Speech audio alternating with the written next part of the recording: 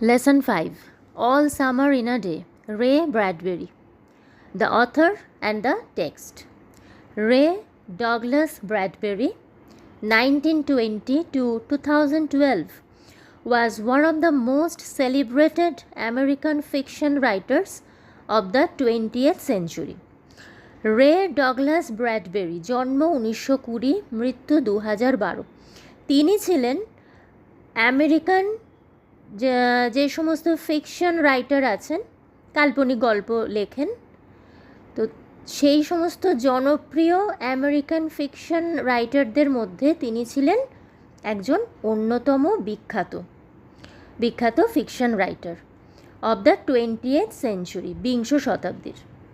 He wrote science fiction, fantasy, horror and mystery stories.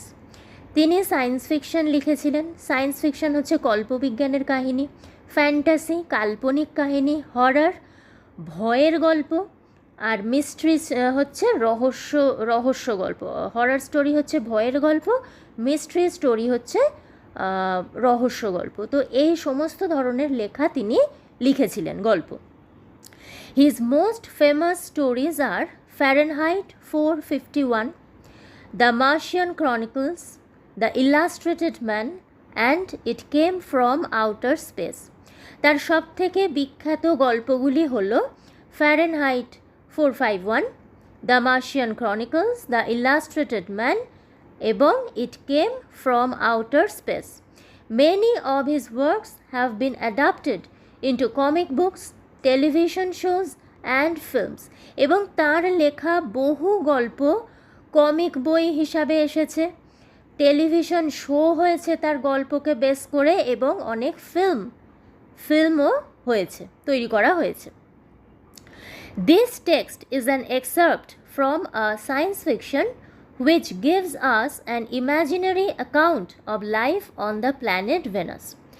এই টেক্সটটা হচ্ছে তারই লেখা একটি সায়েন্স ফিকশন থেকে নেওয়া হয়েছে। এই টেক্সটটা, যে সায়েন্স ফিকশন আমাদেরকে একটা কাল্পনিক বিবরণ দিচ্ছে যে ভেনাস যে গ্রহ, সেই ভেনাসে মানুষ বাস করে এবং তাদের ওখানকার যে জীবনযাত্রা, সেই জীবনযাত্রার একটি কাল্পনিক বিবরণ আমরা এই গল্পটা থেকে পাচ্ছি। কাল্পনিক কেন? কারণ সত্যি তো আর ভেনাসে মানুষ বাস করছে না, এটা সম্পূর্ণভাবে কল্পনা করে লেখা। তো সেই বিবরণটা আমরা পাচ্ছি। ইট টাচিংলি ন্যারেটস the king expectations of the children of venous who eagerly wait for the sun to appear after 7 years. এবং এই যে গল্পটি, সেটা আমাদেরকে বিবরণ দিচ্ছে এবং সেটা খুব টাচিংলি, মানে আমাদের মন ছুঁয়ে যাচ্ছে। তো সেই ভেনাসের যে বাচ্চারা, তারা খুব উদ্গ্রীব হয়ে আশা করে রয়েছে যে এক্সপেকটেশন, মানে তাদের মধ্যে একটা এক্সপেক্ট করছে, এবং সেই এক্সপেকটেশনটা কি কিন, খুব তার মধ্যে খুব উদ্গ্রীব হয়ে রয়েছে তারা, ঠিক আছে। এবং তারা ওয়েট করছে, ইগারলি ওয়েট, তারা খুব আগ্রহ নিয়ে ওয়েট করছে কিসের জন্য? ফর দ্য সান, সূর্যের জন্য, টু অ্যাপিয়ার আফটার 7 years, যে সূর্য 7 বছর পর উঠতে চলেছে। But only for an hour, কিন্তু 7 বছর পর এই যে সূর্য উঠবে, সেটা শুধুমাত্র 1 ঘন্টার জন্য। তো এই ঘটনাটার জন্য ভেনাসের বাচ্চারা উদ্গ্রীব হয়ে অপেক্ষা করছে। The deviation of the text from what we know as scientific fact only adds to the imaginative element of the tale. Deviation মানে কিছুটা সরে যাওয়া বা পার্থক্য। তো এই যে টেক্সটটা সায়েন্টিফিক ফ্যাক্ট, অর্থাৎ সত্যিকারের যে বৈজ্ঞানিক ঘটনা, সেই ঘটনা থেকে যেটুকু সরে গেছে, অর্থাৎ যেটা কল্পনা করে লেখা হয়েছে যে অংশটা, সেটা শুধুমাত্র এই গল্পের যে কাল্পনিক যে উপাদান, সেই উপাদানগুলোকে যোগ করার জন্য এই ডেভিয়েশনটা করা হয়েছে।